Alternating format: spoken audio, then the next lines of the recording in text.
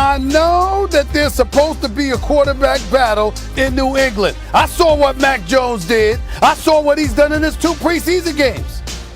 I also saw what Cam Newton did last night. Hold the horses. Cam, oh Cam, doesn't appear to be going anywhere. Lots to talk about with the crew. First takes in the house. Let's go.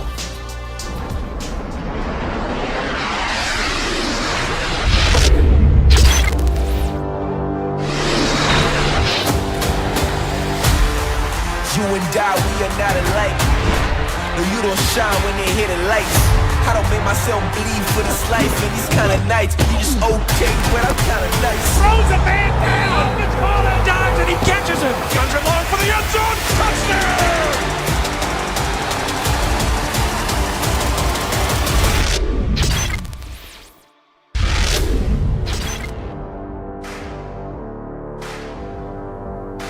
So Greeny called it a football Friday. It is that, but it is also a feel-good Friday. Getting you set for the weekend here on First Take. Stephen A. Smith out west, Max Kellerman.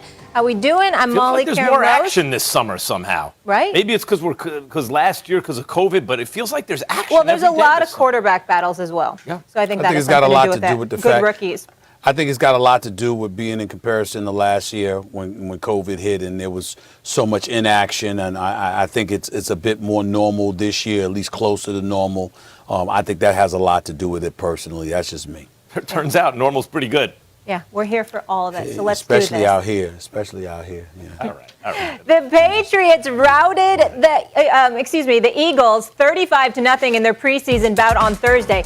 Philadelphia was without quarterback Jalen Hurts, who was a last-minute scratch due to a stomach infection. Cam Newton started under center for New England. The veteran took some more chances downfield this week in comparison to his preseason debut last week against Washington. As for the new face in the Patriots quarterback room, Mac Jones, he completed 13 of 19 passes, just as he did last week, leading the offense to 3 touchdowns in the 4 drives he was on the field. Here's Sal Pal on the Patriots quarterback. Very impressed, obviously, with Cam Newton. He was nearly perfect. His one incompletion was a drop. He was 8 for 9. He had a touchdown pass. The key thing is he operated from the pocket cleanly. His ball has plenty of zip. As for Mac Jones, he's really pushing Cam Newton. Showed cool command again tonight, and that was clear in talking to the players and coaches after the game. Cam Newton knows, he understands Mac Jones was drafted number 15 overall to be the starting quarterback at some point. But Cam Newton has earned the respect of his coaches and his teammates, and so these guys right now are really battling. Stephen A., are you surprised by what Cam's doing? I'm a little surprised. When again, the one incompletion was the drop. Max, you want to go first? Or, I got this if you want me to. I mean, I was not surprised. So what would you rather hear about? I'm just saying I was a bit surprised because I got to tell you, to almost be perfect is not something I ever expect to hear associated with Cam's passing ability. Again, I am one that has revered his athleticism, his athletic prowess, his heart, his leadership ability, how players rally around him, how they love playing with him, how they love having him as a teammate, et cetera, et cetera. The only thing that I've decried over the years is his inaccuracy. I don't think that he's the most accurate thrower in the world. He certainly didn't look that way last night. His passes were pinpoint, like Sal Palantonio said. The one incompletion was a drop. I mean, when you look at the way he was moving the offense, played 3 series, got a touchdown score, was near perfect, obviously, pretty close to perfect. I look at that Cam Newton and I say that's an aberration. If that Cam Newton is the dude that we're going to be seeing throwing a football like that, then Mac Jones ain't going to be playing this year. It's just that simple. I just don't anticipate that will be the case. As good as Cam Newton has played the 1 year when Norv Turner was his offensive coordinator in Carolina, and he completed nearly 68% of his passes. Last year, he completed 65% of his passes. Obviously, it was a tough season because of COVID and everything else. For the most part, though, in his career, he's hovered around being a 60% completion passer. And so for me, that's not that impressive. Anytime I see him throwing a football accurately on a consistent basis, I think that is an aberration. It's a bit of a surprise, but I'm happy to see it because I'm certainly not rooting against him. I'm rooting for him. I just don't think it's something that you can depend on consistently. That's why I was a bit surprised by what I saw last night, but pleasantly so. I was not surprised at all. I've been trying to tell people, Stephen A., it's the old Roy Jones song, remember? Y'all must have forgot. Y'all must have forgot. Y'all must have forgot Cam Newton. People are acting like he's a bum. Cam Newton was the MVP of the NFL, took a team to the Super Bowl. And that was not his best passing season. That's right. To your credit, that season, afterward, I said, he's an elite quarterback. He said, I want to see that more consistently. And he wasn't consistent enough. Until, and you mentioned it, they went and got Norv Turner as his offensive coordinator. And all of a sudden, Cam Newton was having the best passing season of his career. He still had his physical gifts. They were winning until he got hurt. He was ascending until he got hurt. And what we have seen since then has never been Cam Newton because he was hurt. He missed the season. He came back off of catastrophic injury in a COVID year to a new team where they had 9 defections off the defense because of COVID off the defense, where the offense was so bereft of talent that Tom Brady finally said, I can't take it anymore, right? Hey, Bill Belichick, you're not drafting offensive talent. You're not spending the money when I redo my deal to get me weapons. I can't take it anymore. I got to go. And on that team, Cam Newton, think back to the Seattle game that he lost. Remember when Bobby Wagner made that goal line play? How did Cam Newton look in that game? Because that was one of the crispest games I felt was played last year. And Cam and Russell Wilson both looked like superstars. I wouldn't say Russell Wilson looked better than Cam. Cam looked great. And then he got COVID. So no preseason, no practice, facility shut down, and the man himself got COVID. And then he suffered from what everyone calls a COVID fog. And we speculated about that based on his play after he got COVID before he even said anything about it. So it was apparent to us. Still, 2 plays away from 9 and 7. Now he has that experience under his belt. He comes in, there is practice. There is a preseason. He was ascending before he got hurt, and he's still Cam Newton. We're treating him like he's just a guy. He is not a jag. He is a former MVP, and he will not go quietly. I was not surprised by that performance. He is a former MVP, Max, who has given us moments of being just another guy. That is the reality of the situation. Let's take into account his Super Bowl season because you bring up the year he won league MVP. It was the same year they went 15-1 and went to a Super Bowl before Von Miller and those boys in Denver handled their business and Carolinas in the Super Bowl. That year, Max Kellerman, yes, Cam Newton threw. I got the numbers right here in front of me. He threw for 3,837 yards, had 35 touchdowns and 10 interceptions, Max Kellerman, okay? He completed 59.8% of his passes. 59.8%. That same year, Max, he ran the football 8.25 times. 8.25 times per game. Had 16, I'm talking 16 games. He had like 636 yards rushing. So he had, and scored 10 touchdowns via the run. This dude was establishing himself as a guy who was a dual threat, and everybody knew it because Cam could run over you, he could run around you, okay? Plus, he could throw the football a little bit, and we understood that. What I've religiously stated about him, take accuracy throwing the football out of the equation, and everything else about him as a football player, you absolutely have to love and marvel at. But he plays the quarterback position. And at some point in time, the accuracy, your ability to be accurate and complete passes has to matter. And so, yes, 2 of the last 3 seasons that he's played, it's been highly respectable because it's been above 65% completion. And I get all of that. But when you've spent the vast majority of your career not being that accurate, and then somebody like Mac Jones comes from Alabama as a reigning national champion, okay? And by the way, who can throw that football and looks Tom Brady-esque per se, looks very comfortable standing in that pocket and flinging that football.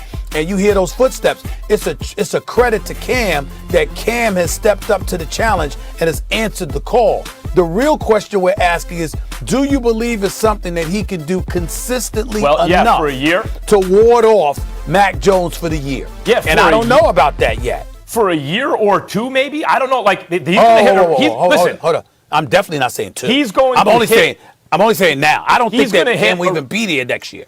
he's going to hit a rough patch at some point this year, and there will be a controversy. There'll be calls for Mac Jones, and I don't know that Belichick ever goes to Mac Jones.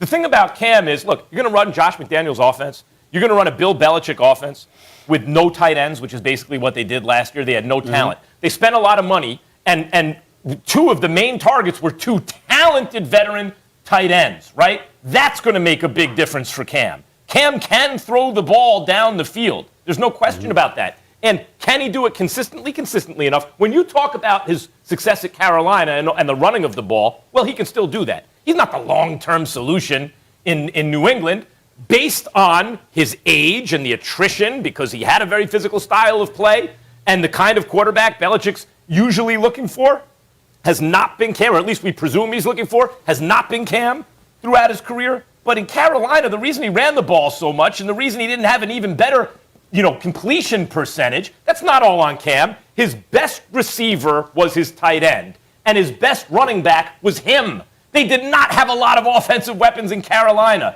And I don't care how you get the job done, are you winning or not. Cam was consistently quarterbacking, winning teams that made the playoffs and won playoff games. And he's back. Cam is back. Listen, they got Henry Hunter from the Chargers. They got Smith from Tennessee as your tight ends. Those are the two tight ends that you were talking about. Hunter Henry. They picked up Hunter Henry. I'm sorry. They picked up Nelson Aguilar, former Philadelphia Eagle, former Raider. They got him. I got that. They got some additional weapons. What I'm saying to you, though, Max, is this. Who have you seen that has gone out there and said, Cam Newton, the athlete, I'm not even talking about the passing now, because you know how I feel about him passing the football.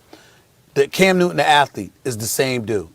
There's been he's a little diminished. Of course he's a little diminished, okay? I mean, some would say more than a little bit. Now, I think that he can still get it done. But he's not going to run the football the way that he used to. Let's call that what it is. Let's call that what it is. Listen, he's 32 years old. He's taken a lot of licks. No, I was just talking your point when you said that, he ran the football. He can still do that. I'm saying to you, no, I don't know if that's the case anymore. Oh, I don't know if that's the case anymore. He's still a threat to run the ball. He's still better than most running the football, but he's not the threat that he once was. And when you combine that with the inaccuracy throwing the football, at least what I expect to be the inaccuracy throwing the football, I don't think that spells, that bodes well for him. I definitely think we can see Mac Jones this year. What's the evolution of a successful player who ages, who turns from one type of player to another? He's a big physical runner with a big, strong arm who was not the most accurate guy in the world. He was already transitioning under Norv Turner as his OC into a guy who could pass the ball better from the pocket, and his completion percentage was going up. It's just like in any sport. In baseball, you got a power pitcher early. Eventually, he's got to pound the strike zone more. They're going to hit more home runs, but he'll walk fewer guys. He was the man in Carolina. He turns into a different kind of player. Cam is not going to run as much, but he's still a threat. He's going to pass the ball better. I feel you. He was the man in Carolina. There are footsteps stomping in his direction in New England, and a local audience that's craving for it. I don't think it's the same situation.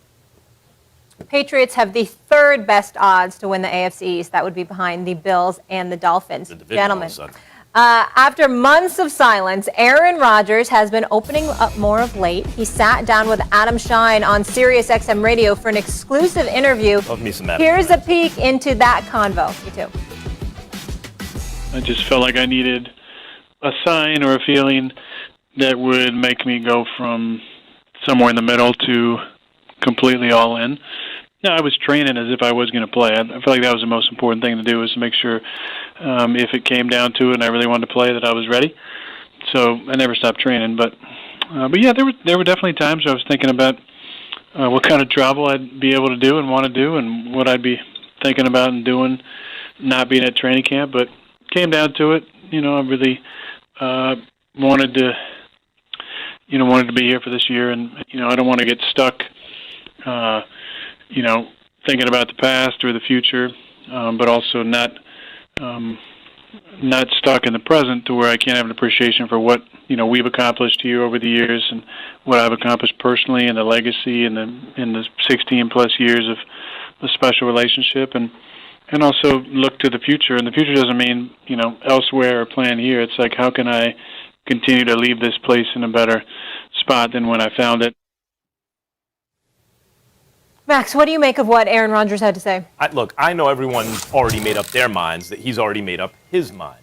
But I'm telling you, Aaron Rodgers seems to be giving a little insight into the way his mind works.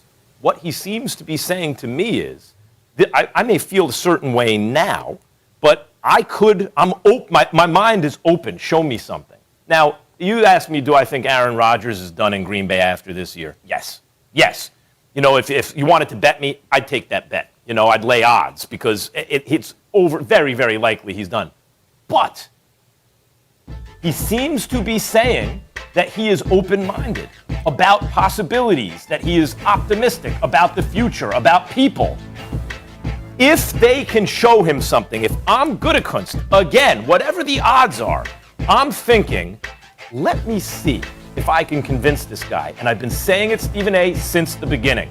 The major issue to me is the Packers were going to decide the way this thing ends.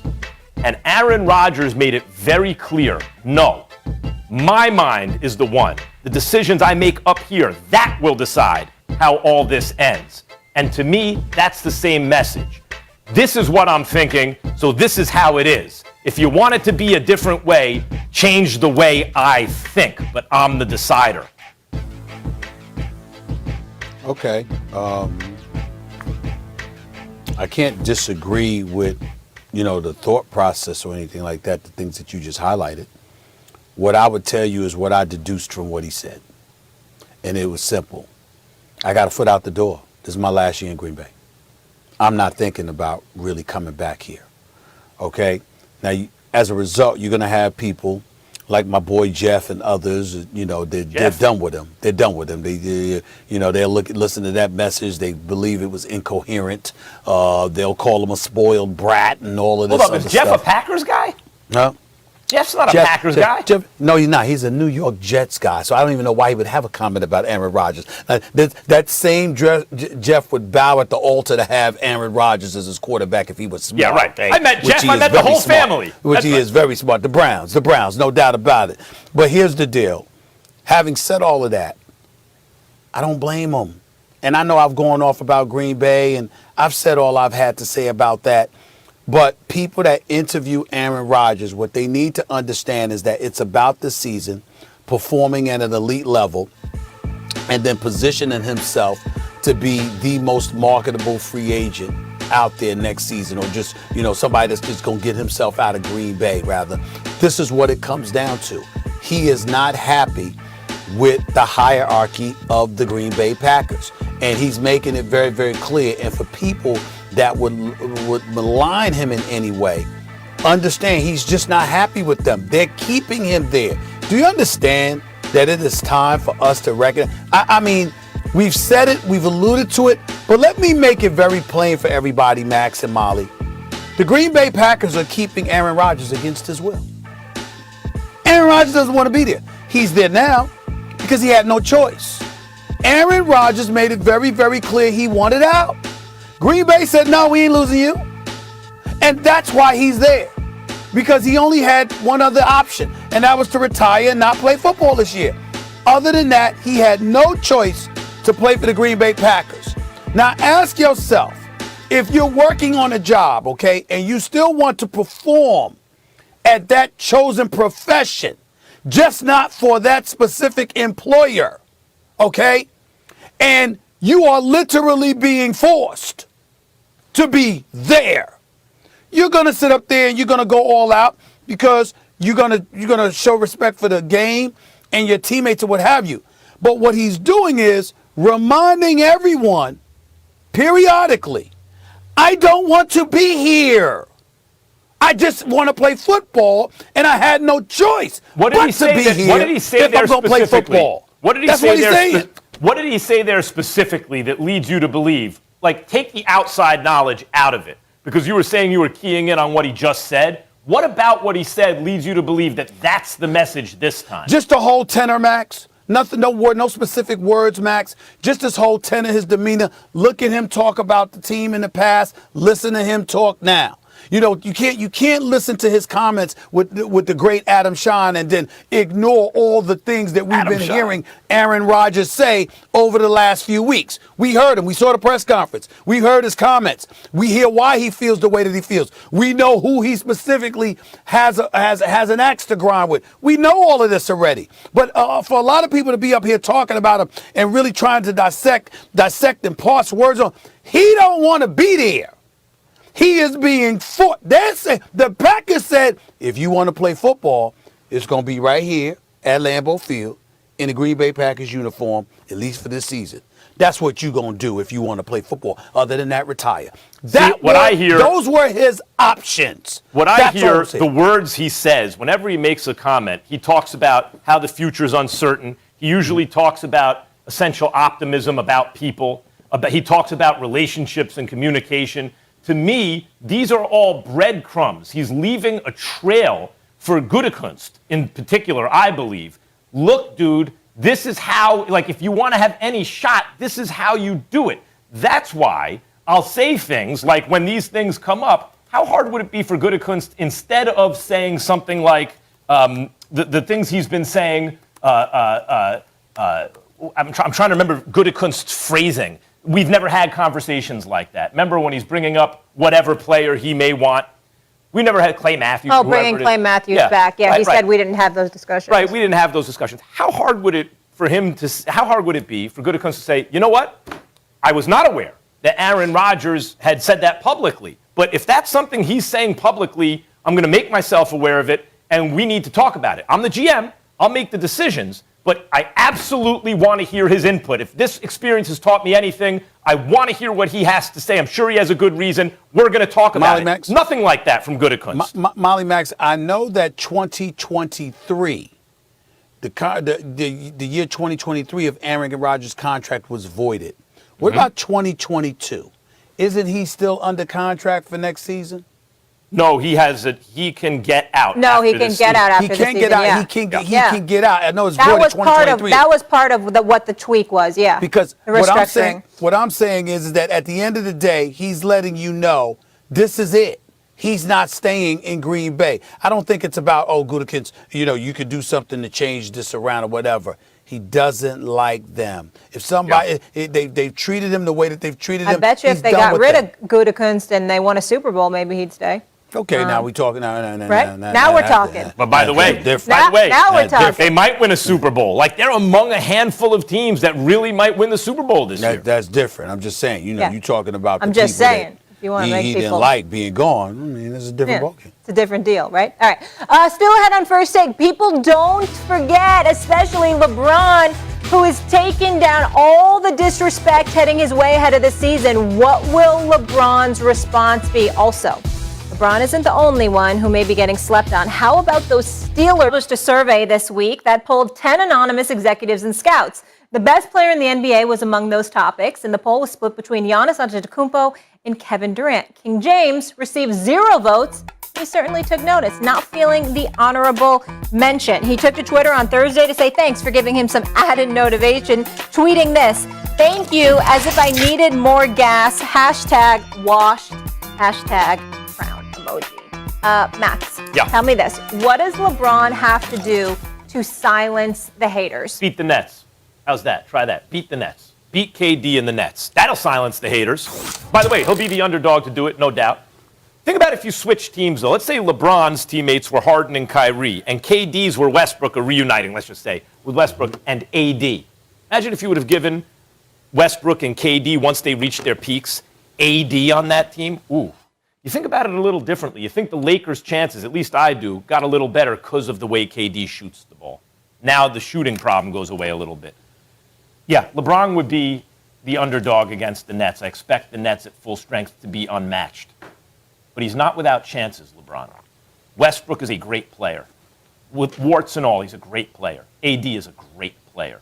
And LeBron, last I recall, was considered by many the MVP last year until he started slowing down due to injury. By many, the MVP last year. This would not be the first time, Stephen A., LeBron James has done something like this. In 2016, He beat the 73-win Warriors team, a team in Game 7 where LeBron James won Finals MVP, a team that Kevin Durant's OKC Thunder took to a Game 7 at Oracle and failed to beat. He beat the 73-win team on the road that KD couldn't beat. And he beat Steph Curry and everyone, and he was the undisputed king of basketball. You want to be that again? Because I get where LeBron's coming from. It's one thing if there's a unanimous selection of someone else. Then LeBron has a little less to complain about. But if votes are going to two different guys and he gets none, I see why he's upset, because he's certainly in the mix with KD and Giannis. Certainly in the mix. In fact, when I brought that up, I remember you and I think it was Perk getting on me for including Giannis in that mix. But I felt after that finals performance, Giannis has to be in the mix with KD and LeBron. So I get where LeBron is coming from.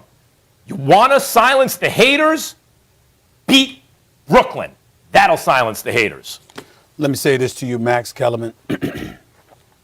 First of all, I can respect the fact that LeBron James is insulted. He's on the Mount Rushmore of basketball, make no mistake about it. One of the top two or three greatest players of all time, him, MJ, and Kareem Abdul-Jabbar. I don't think anybody will question that at this point in his career. It's plain and simple. He's on the Mount Rushmore. Having said all of that, I can understand LeBron James being insulted about the Greek Freak, comparisons to the Greek Freak. He has no business being insulted about Kevin Durant. Could y'all, let me be very, very clear. Let me look into the camera and say this stuff. Kevin Durant is the best player in the world. Period. There is no NBA player, including LeBron James, at this point in time, that is a better player than Kevin Durant in the world.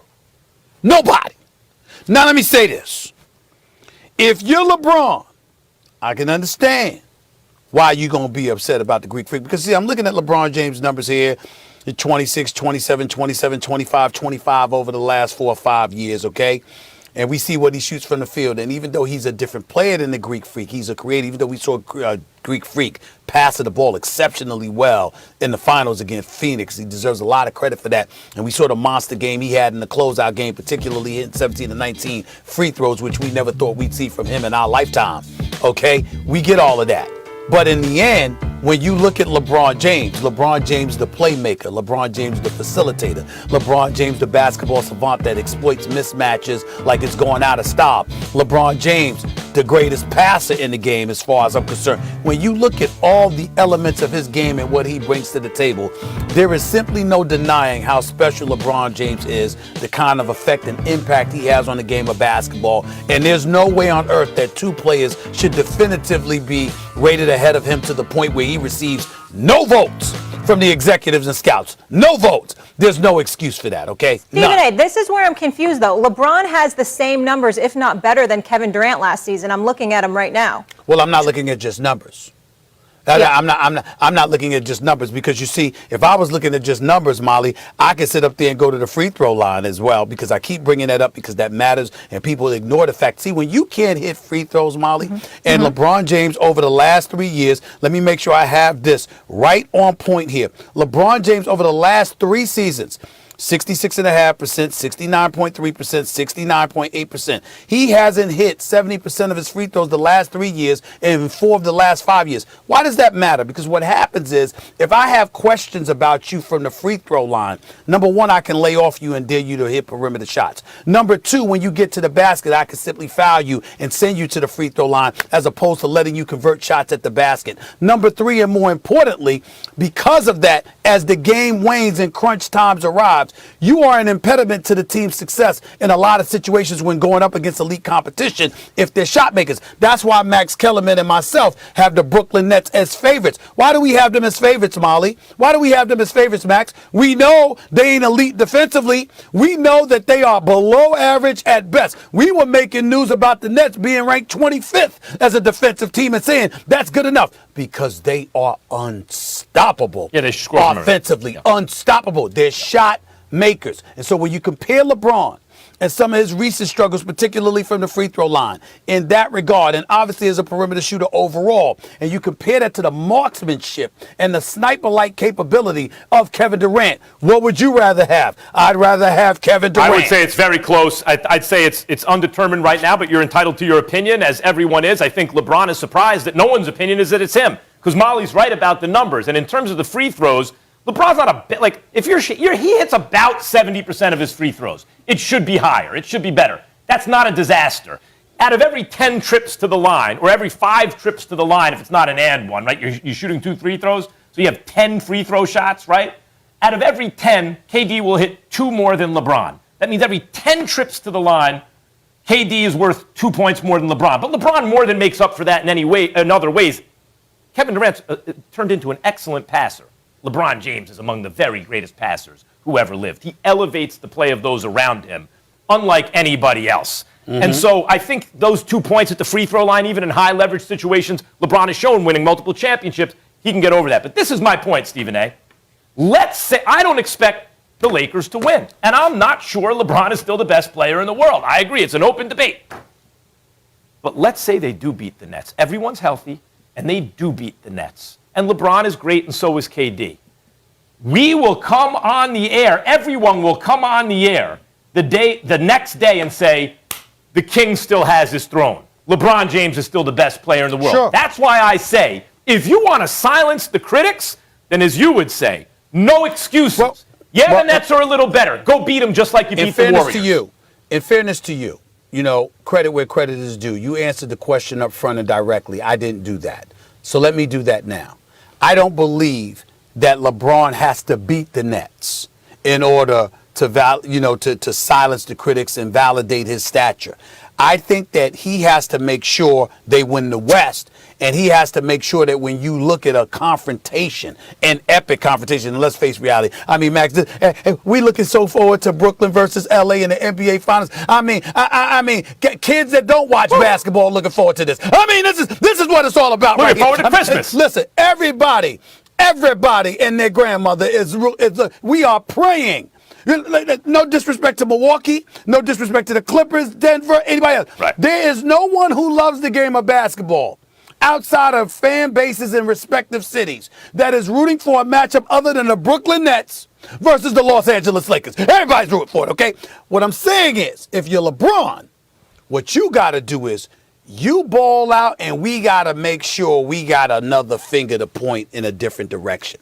It can't be you. No, it won't work, Stephen A. Wait a minute. You remember when he lost to Golden State?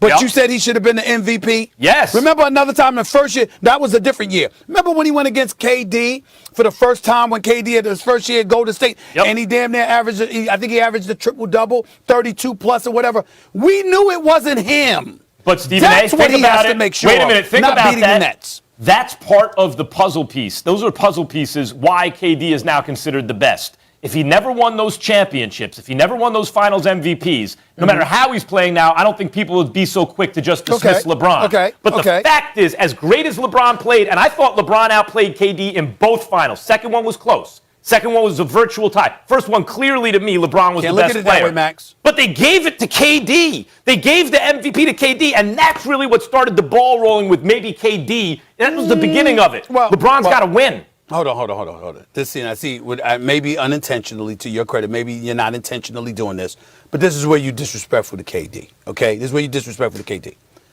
KD was playing with the greatest shooting backcourt in the history of basketball. The greatest shooter in Steph Curry ever alive, God ever created, and a top five shooter of all time in Klay Thompson, okay? So, and he was still the best player on his team. Still averaging over 30 in the finals, okay, on better than 52% shooting from the field. Let's remember that. So what I'm saying to you is this. When you look at KD and his elite performance, you can sit up there and point to LeBron, but LeBron had to carry the load. Yes!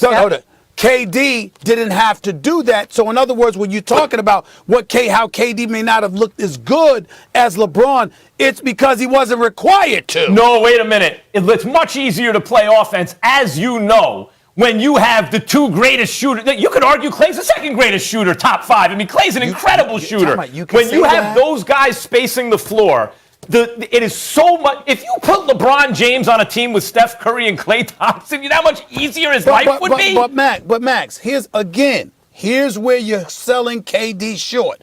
I would be totally with you if I saw something offensively from him when he was in Golden State that I didn't see in OKC. He's great. Hold on, wait a minute. But the Kevin Durant we see offensively. Tell me what's the difference between Kevin Durant, just as an offensive player. Tell me what the difference is between KD and OKC, in Golden State, in Brooklyn. The brother is who he is. Maybe I would say he got to be an even better passer in Golden State. Why do you think KD said, you know who I am?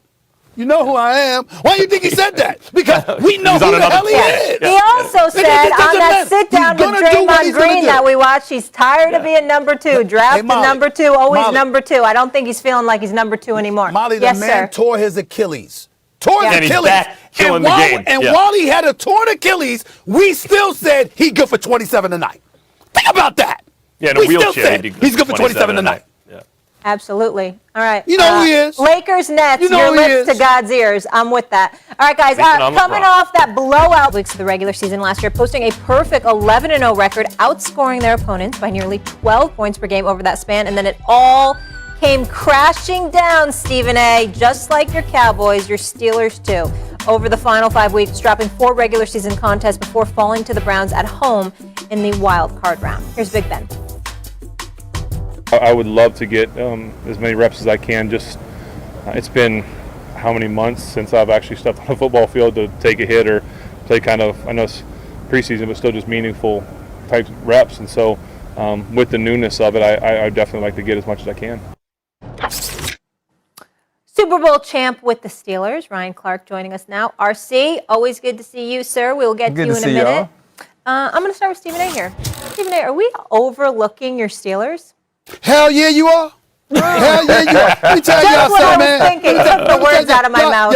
Y'all can keep sleeping on. Y'all can keep sleeping on the Steelers if you want to. Okay, we coming. I'm just sick and tired. All of this love. The Browns just became relevant last year. Y'all act like they got some tradition. They've been around a long time. The hell with them. Only thing the Rams were about the dog pound. Okay, that's what it was about. All right, we didn't pay any attention to anything other than the dog pound until obviously the NFL, the franchise, they moved the franchise, and we felt bad for them because it's a great sports town, deserving of a football team, and ultimately they came back and then they finally got a quarterback in Baker Mayfield, but this dude wasn't ready at the time. They had a head coach named Kitchen. Are you talking about the Steelers? Or are you just going to hate? Are you going to hate on every other team to distract? All types of irrelevant stuff. All other stuff to not actually have to talk about your team. That's what's happening right now. I'm just saying. I'm talking about my team because I'm going to the AFC North. See, y'all trying to say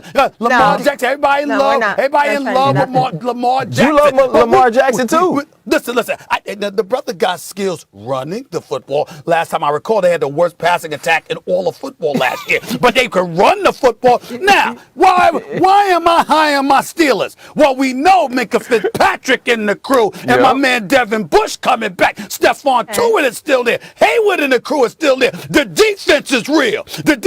And if Ryan Clark, if that man even utters a different word about if he even utters anything negative, hold on, I'm talking, Ryan. If he even utters a negative word about the damn Steelers defense, he should be banned from this show, okay? And Mike Tomlin should have let them at his facilities, all right? So the defense is going to be real. Now let's get to the offense. Max, I am aware that the offensive line has been a problem. I am aware of that, Max, okay? And they've lost some bodies on there, too. I'm very concerned. I'll admit that. But I got to believe in my man Mike T, and they're going to shore that up. So then we get to the other positions. Ben Roethlisberger in his ATC's got a lot to prove. We're going to see what's going to happen here. Look at the weapons. The Ebrons of the world. The Juju Smith-Schuster. He's got something making up to do. Doing too much damn stuff on TikTok last year instead of catching passes. He's going to make up for that this year, okay? You got Deontay Johnson. You got Chase Claypool, all right? Even though James Washington doesn't want to be there, damn it, he's still there. Deal with it, okay? And What kind of word salad is this? thank the Heavenly Father, the Heavenly Stars. They finally have a running back,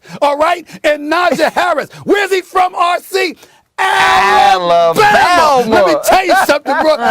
We coming. The Steelers, they gonna win the North. The best you got is we coming. It ain't Toronto, y'all. It ain't Toronto. You not Toronto say we the North? It ain't Toronto. It's the Steelers. We the North. What are you? We the North. What are you, Pennsylvania? I'm telling y'all right now. You coming. Steelers coming, Max.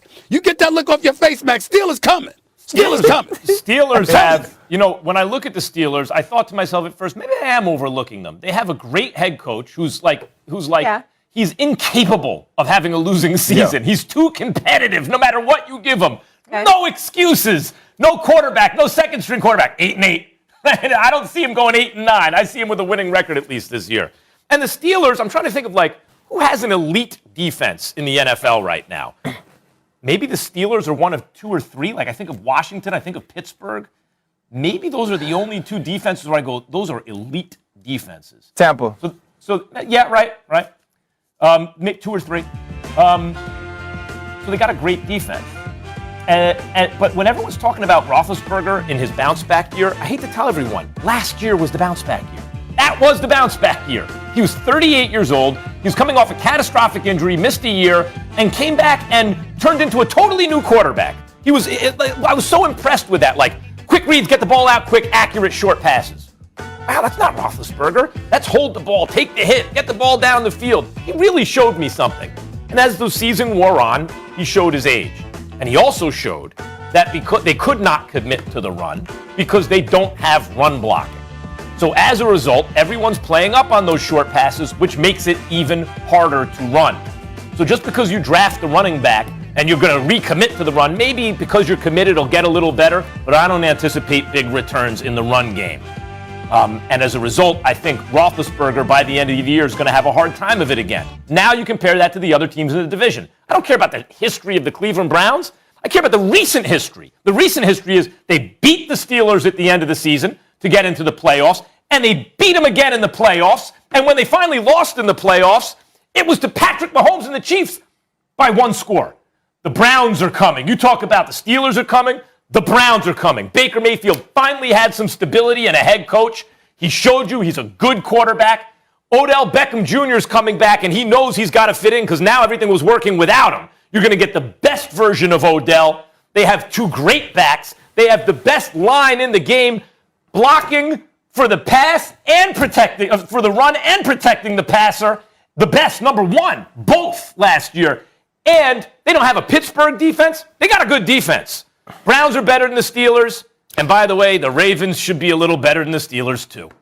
We had Steeler Steve and Mathematics Max, and you guys didn't answer the question. Stephen A just talked about we coming, and then Max just talked about who was better I said than they're the Pittsburgh overlooking Steelers. the Steelers. I did say that. The thing is this, though. Putting them in their right spot is not overlooking the Steelers. What Max did, I will give him, is he put them in the right spot. I do think the Cleveland Browns have a better roster than the Pittsburgh Steelers. I think if we remove quarterback, the Cleveland Browns probably have the second best total roster in the NFL behind the Tampa Bay Buccaneers. Yeah, that's just the truth. That's just the truth. Both and sides then of the you ball. look at the Baltimore Ravens. The Baltimore Ravens have a younger quarterback, a more dynamic quarterback. The Baltimore Ravens also have a very good defense. And the Baltimore Ravens should be above the Steelers, too. If you'd watch NFL Live, Stephen A., you would have already known this answer because I had to rank them yesterday. But let's talk about the Steelers. Me what? Hush. Are you saying you went on national TV and said the Steelers are going to finish in 3rd place? I just said it again on national TV. I'm on national TV now. You don't have to ask a question you know the answer to already, Stephen. You said the Steelers are going to finish in 3rd place? The Steelers are the 3rd best team in the AFC North. Now, let's remember this. 3 teams from the AFC North went to the playoffs last year, right? 2 of those teams advanced past their first playoff game. So it doesn't mean that the Steelers won't be good. I believe the Steelers will have a winning record. I believe they have a championship defense. I also agree with you with the weapons on the outside. But when you replace 4 starters on the offensive line, when you just add a running back, it doesn't mean that Najee Harris is going to be what Ezekiel Elliott was to the Dallas Cowboys his rookie year. That's not always how it happens. It doesn't mean that he's going to be Saquon Barkley and what Saquon was his rookie year in New York. To me, he's not that type of talent. And so it's going to take a while for these things to get rolling. But I do believe in what Matt Canada does pre-snap. I do love the motions. I love the jet sweep. I think this can invigorate Big Ben, add some energy to the offense. But Steve, I'm not even going to call you Stephen A. Steeler Steve, you got to be a little grounded, bro. I know sometimes you got all this work going. You got Stephen A's world, and you had the basketball finals, and you're taking vacations, and you're doing all these things. Sometimes it gets clouded. Hold on. Remember, I need you to just sit around. Since you brought up those things, Okay. I just finished taping a few scenes for Blackish. Oh my gosh, I just finished doing that. All right. I'm expected to return to General Hospital because somebody's got to come to the rescue for the mob. Okay. Gosh. And I am hosting Jimmy Kimmel Live Monday night. Well, you know what? Maybe that is why you couldn't take the time to prep for this answer and give us something other than we coming. Because how is that? I didn't give you an answer other than that. Because they gonna be I didn't give you third. that. First of all, watch your tone. Don't be disrespectful. Secondly, Molly, I don't know what you laughing about with your Steelers colors on. You got on black and gold right now. So we know what you about, Molly. What you really about. That's number two. Actually, number three. I'm burning my bad outfits, and you know that. Number three, did I stutter? First of all, the reason why I have my head down is because I was in the process of texting Mike Tomlin to tell him to ban you from Steelers facilities. Let me tell you something right now. Oh, what a traitor you are. I knew you traded when you went to the Redskins. I knew you were a traitor. But that's neither here nor there. Here's the deal, y'all. Here's the deal. I'm going to say it again. Big Ben Roethlisberger can still play. I gave you 5 wideouts. You've had one of the worst 3 rushing attacks the last 3 years. So now we got a stud at the running back position to somewhat take some of the pressure off of Big Ben Roethlisberger, and we got an elite defense. I'm sorry. Okay. You got your time. Stephen A., you got your time. You said we're coming. Kellerman, when you sat up there, Max Kellerman, and you talked about Mike Tomlin and his press conference, what did he say? Run the ball, stop the run. Steelers football. What can the Steelers do this year? Run the football. No, they can't run the football. I don't think so. I don't think they're going to run the football. And by the way, is this conversation still happening? Molly, no one overlooked the Steelers. Ryan and I looked over the Steelers and said they're third place in the division. We just looked them over and said third place. I'm texting the Steelers right now. Stephen A. They should allow him on their facilities. This is blasphemy. Stephen A. That's blasphemy. Stephen A.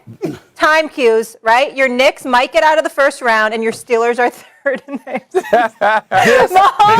Mahomes will have more motivation than maybe anyone this season after watching the confetti fall in Tampa in February. Many would argue Kansas City got even better this offseason, bolstering their offensive line. So with that being said, Max, do you think Mahomes will have his best year yet? I do. I think Mahomes is gonna reach new heights. Let's not forget, as a rookie, well, as a first year quarterback, the first time he started for the year, 50 touchdowns, 12 interceptions, and if not for a pre-snap penalty, I think they win the Super Bowl that year. They certainly go to the Super Bowl, and I think they would have beaten the Rams. Next year, he won the Super Bowl, and his touchdown-interception ratio got better, though the total numbers went down a little bit, and partly because he missed a couple games. And then last year, he was, great as usual. They made the Super Bowl, but the offensive line fell apart because it was badly banged up. They were missing a lot of guys, both starting tackles who were both very good. It's not simply that they revamped the line, Stephen A. They went out and got an all-pro caliber left tackle, an all-pro caliber left guard, a good starting center in Austin Blythe. They took him from the Rams, and I remember reading about how the Rams were hoping that Creed Humphrey would fall to them in the draft. They'd be able to take him at center. At least there was speculation. Guess who got Creed Humphrey? That's right, the Chiefs. And now Blythe probably doesn't even start at center. You could not have done a better job rebuilding a line. Their line should be among the best in football, certainly top 10. And maybe they start a little slowly because a lot of that's continuity and learning each other and everything. I think by the second half of the season, the Chiefs will be in the conversation for best offensive line in the game, top 5. Remmers isn't bad. He's on the right side. So now what else do you have? So the running game's going to be good because that's what running game really is. It's not the running back. He can give you a premium. It's mainly the offensive line. Lots of guys can run the ball. That's why running backs don't get paid, right? Hilaire can run the ball and catch the ball. We know about Tyreek Hill and Travis Kelce. And then there's Patrick Mahomes, who should be entering his prime, Stephen A., with a great head coach and a chip on his shoulder after the Super Bowl. I would not be surprised if Patrick Mahomes threw for 50 touchdowns, cut the interceptions from his rookie year from 12 down to single digits, won the MVP, and won the Super Bowl MVP this season. Well, he's thrown single-digit interceptions the last 2 years, so that's not really stepping out there. He's definitely capable of doing it because he's shown us he's already done it. I think that the number, if I remember correctly, he's thrown like 114 touchdowns to 23 interceptions in his 3 years as a starter for the Kansas City Chiefs. Fair enough. All right. And I know how electrifying he is, and he's the man right now. There's no doubt about it. He's Super Bowl champion. You know, I mean, you run out of superlatives to say about Patrick Mahomes. Here's what I will tell you. I'm not so sure this will be his best season. I'm not sold on that. As a matter of fact, I'm willing to say it will not be. It was not to say he's not going to have a really, really good season, that Kansas City is not going to make the playoffs and they're not going to be the favorites to go to the Super Bowl. All those things may be true. But I think the road to prosperity will be a bit more difficult, even though he's on his revenge tour. He wants to avenge the shellacking that they took in the Super Bowl. I get that. Plus, his foot is healed now that he's had surgery on it. He got a buffered up offensive line. Got all of that. Get it. Understand it. But I go to the schedule, Max. Are you listening? Game 1 of the season, September 12th, right? They got the Browns. Tough one. Game 2, Ravens. Game 3, Chargers. 4, Eagles. 5, Buffalo Bills. 6, Washington football team. A lot of good 7, defenses. Titans. Okay? Then they got a bye with the Giants. Then 9th, they got the Packers. Okay? They got the Packers. Hey, I caught that Giants dig. All right? Knock I it know off. you did. Yeah. I know you did. By the way, they got the Raiders after that. Raiders beat them once last year, okay? You got the Cowboys. Well, they got that game, okay? So I'm just looking at some of these schedules, and I'm just saying to myself, you know something? There's a formula. It's going to be hard to execute, but if you got cats committed to putting a hat on these brothers and getting physical with this greatest show on turf, modern day era type offense, it can cause some wrinkles. It can cause some problems.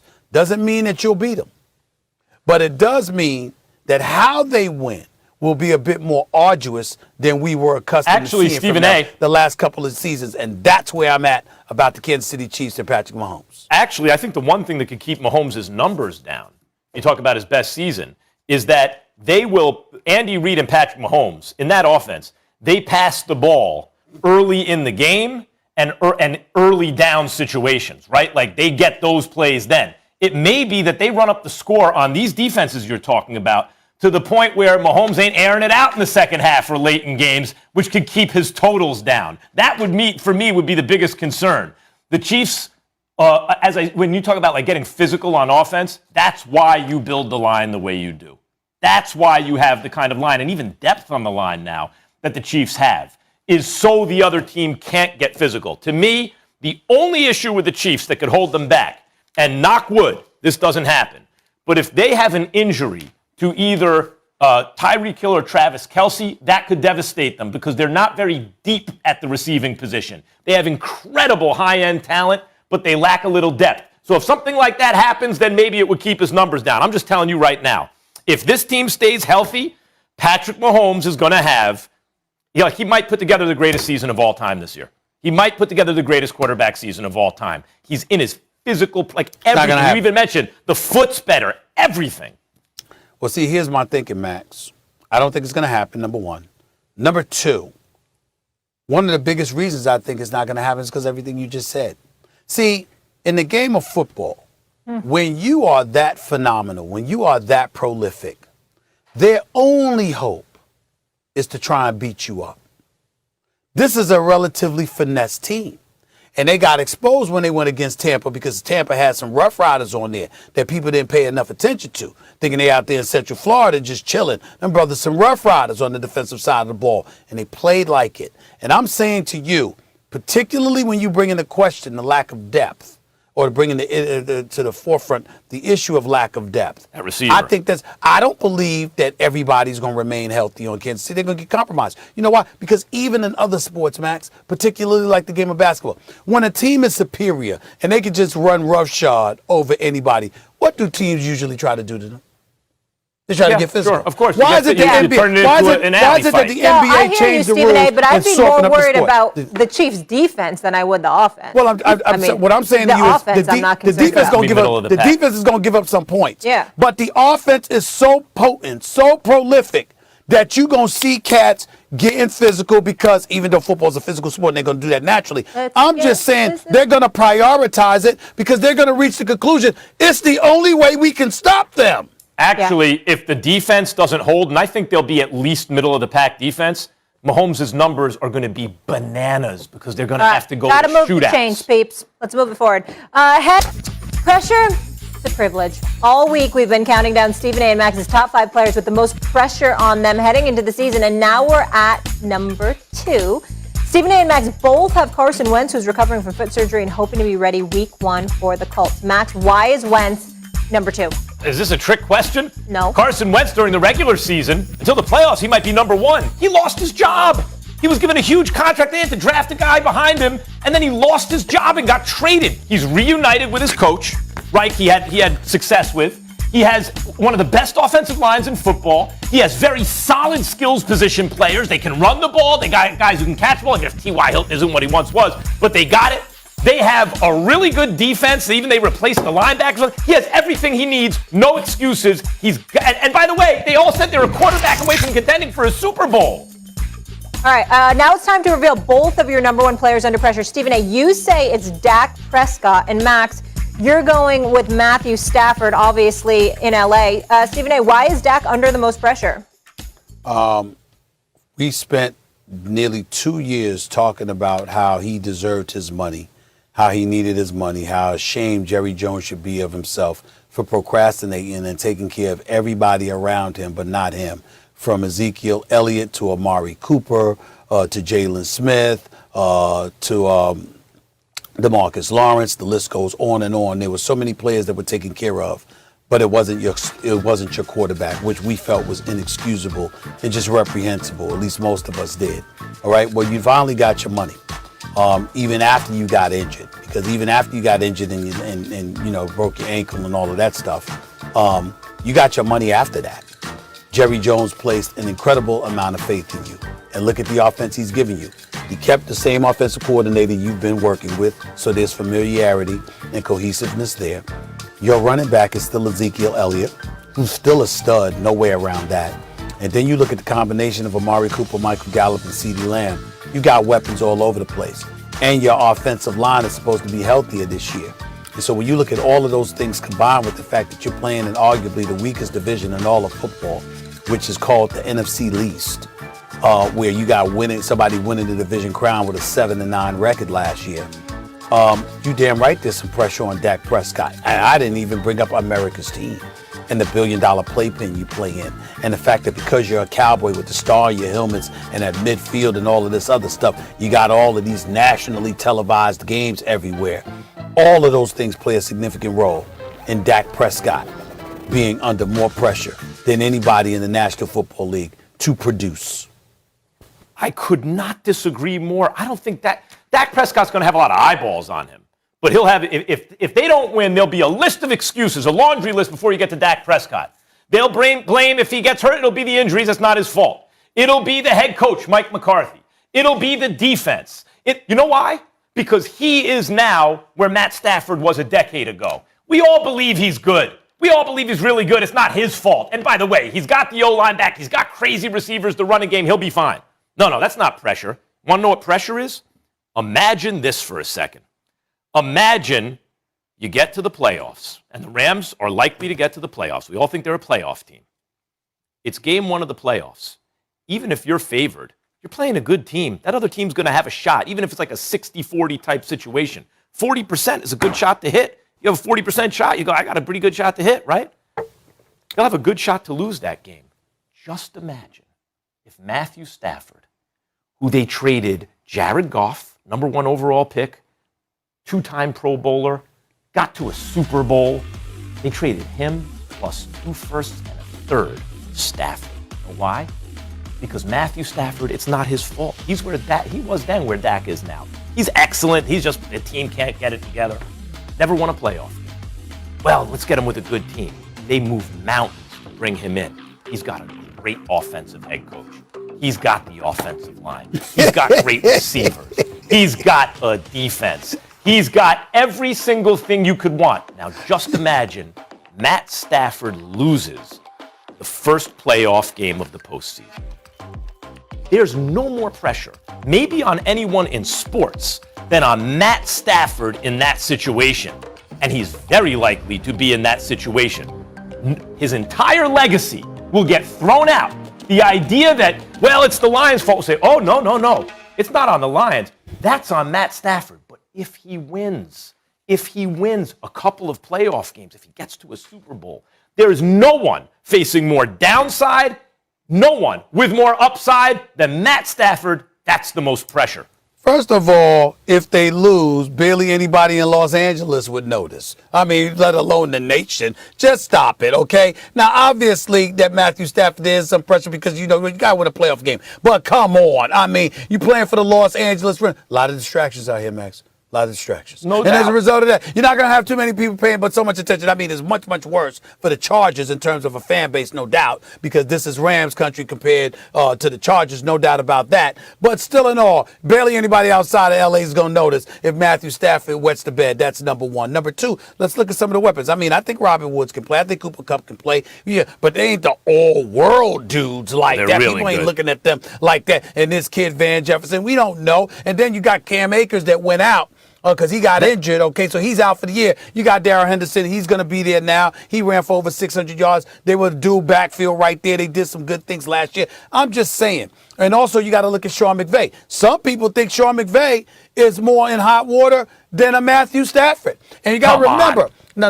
I'm just talking about in terms of criticism. He ain't losing his job. I'm not trying to imply that. He's a damn good coach, by the way, too. I'm not trying to imply that. I'm just talking about heat in terms of expectations. And when you look at Sean McVay, you got to remember something, Max. Jared Goff, the relationship just it fragmented and fell apart.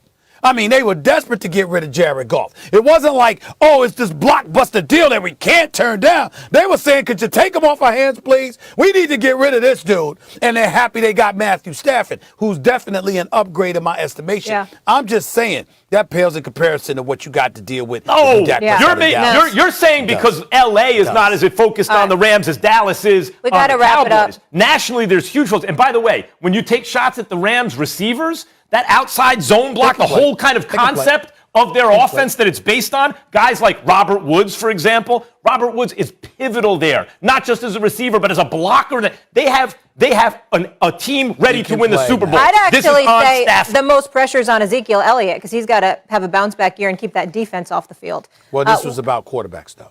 No. I'm just adding. Right. Yeah. Coming up, if the Nets didn't already have a big enough target on their back, James Harden just made it bigger. New comments ahead from the Beard. You can touch that floor, be ready to perform and do whatever it takes to get the win.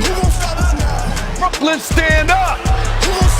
Coming for the top, but who gon' say a word to stop us? You know the squad don't fit no competition. Hold up, slept on our greatness long enough. Now we gon' run the score up. We have a standard of greatness, and I think every day we get a chance to prove that. I want to be there when it's time, but I love what we're building. Who gon' stop us now? Despite having 3 of the best players in the NBA and not making it to the finals last season, the Nets don't feel like there's a chip on their shoulder going into the year, according to James Harden in an interview with GQ. There's no chip at all, no chip for us. We're just excited. We're focused. We know what we have to do. The biggest thing is us being healthy, which we will be. Honestly, we're just excited to play a whole season together. That's the exciting part. When asked why he thinks next season is the year they'll capture his first NBA title, Harden said, at full strength, nobody can beat us. I'm just going to leave it at that. I'm glad we ended with that quote because it's such a me. bad look seeing James Harden's face and the quote, no chip for us. Yeah. That's a bad look. For sure. I like that one, though. Nobody can beat us, and I'm going to leave it at that. Stephen A., of the Nets' big 3, who has the most on the line? Harden. Last time I checked, Kyrie Irving is a champion. Kevin Durant is a 2-time champion. James Harden has never won a championship. And the only time he's played in the finals is when he was a reserve. I would remind everybody that we're not only talking about being absent of a chip, we're also talking about one of the greatest offensive players the game has ever seen. In the last 5 years, before last season, James Harden clearly came into camp out of shape. He wanted out of Houston. They told him they weren't going to move him, so he didn't work out. He didn't do it on purpose because he wanted to get out of Houston that bad, and it ultimately worked because he wanted to get to Brooklyn, and that is what ended up happening. I will remind you that when you look at Harden, in the last 5 years, the previous 5 seasons, 29, 29.1, and then he was a 3-time scoring champion, 30.4 points a game, 36.1 points a game, 34.3 points a game. And in the midst of all of that, won league MVP honors one of those years and was a runner-up at least once, possibly twice. The brother is a superstar offensive player, make no mistake about it. And we know what he was capable of doing, and we had championship expectations for him, at least to some degree, when he was the man in Houston. Now, not only are you in Brooklyn, and not only are you in Brooklyn with the likes of Kevin Durant, but you're also there with Kyrie Irving. So when fully loaded, healthy, and a full season under their belt, he is absolutely right. There is no one who can beat them. But if we discover that there is somebody, folks going to look at him. That depends on how he plays. That's what I mean. James Harden, game for game last year, fat and out of shape and all. Showed up in Brooklyn, like I always say, looking a hot mess, fat and out of shape. Was the best player in the NBA game for game. Like, this dude is on another level. He's great. But in regular season, he has yet to be a crunch time, big time playoff performer. I'll give you that. That's not who has the most on the line. And it's not Kyrie Irving either. There's one man who so many people now, including you, are saying is better than LeBron James. That has not happened in LeBron James's career since he, became the best player in the world. What is it, 10 years now? No one until now, not no one, but the majority of people until this moment have never looked at another player. Rather than regular season, this guy gets the MVP, that guy, best player in the world, and said, that guy is better than LeBron. It's to the point now where LeBron's using it as motivation publicly. They're doing it now for Kevin Durant. Our colleague, played 10, 11 years in the league, Ryan Hollins, Stephen A., is out there. He's the best offensive player of all time. And he's not the only one saying it. Lots of people are saying it. And by the way, before the Achilles, he was a great defender, and he still takes on tough defensive assignments. He's a great passer, the whole thing. Kevin Durant has elevated himself to the point where he will be in the GOAT conversation pretty soon if he keeps this up and they win championships. But if they don't, they're going to say, KD, what do you need? You joined a 73-win team that couldn't lose. By the way, they almost lost to the Rockets. But right, and you got Finals MVPs. When you formed your own super team, like, what do you need? Harden and Kyrie, and Blake looks good again, and Harris and everybody. It's not enough. You still lost? No. No one has more on the line than the guy that people like you, Stephen A., are saying now, where's the crown? That's the guy with the most on the line. It's KD.